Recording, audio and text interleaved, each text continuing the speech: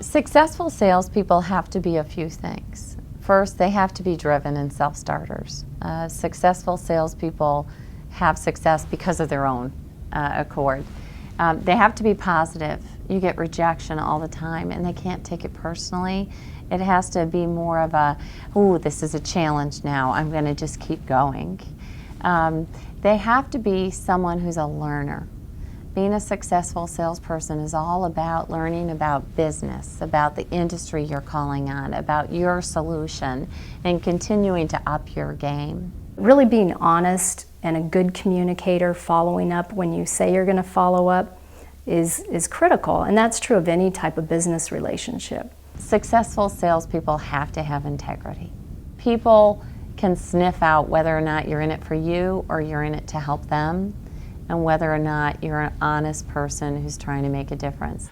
Anybody who's trying to sell something needs to take their enthusiasm for what it is that they're trying to sell, and they need to transfer that enthusiasm to the person that they want to buy. We say put the money aside. Don't focus on the money. Focus on really working with those customers. Because if you do that first, and you're sincere about helping others achieve their goals, the money will come. So hold money aside. Don't be the one who's out there chasing the dollar. Be the one out there doing what's right. Be someone who is of integrity, doing the right thing for the customers.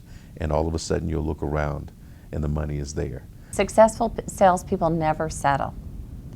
They are trying to always improve.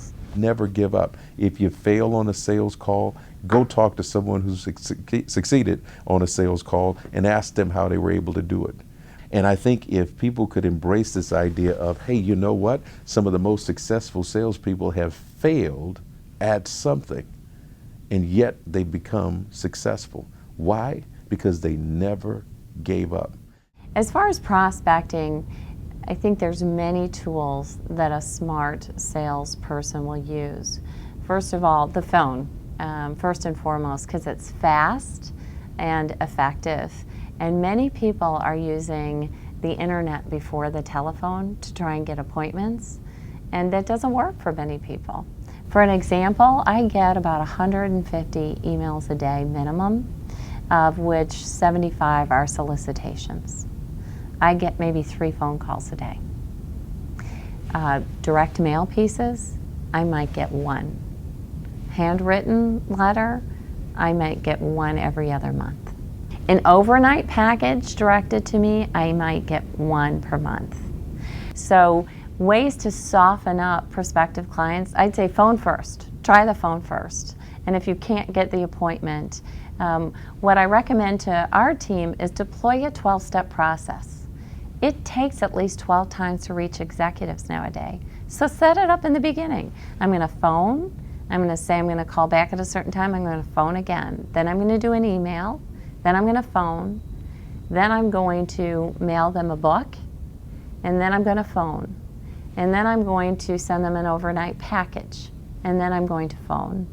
And if you set up a 12-step process, there isn't a feeling of failure after 6 steps because you're only halfway through. And the expectation is after these 12 steps, I have about a 30% chance of getting the appointment with this individual.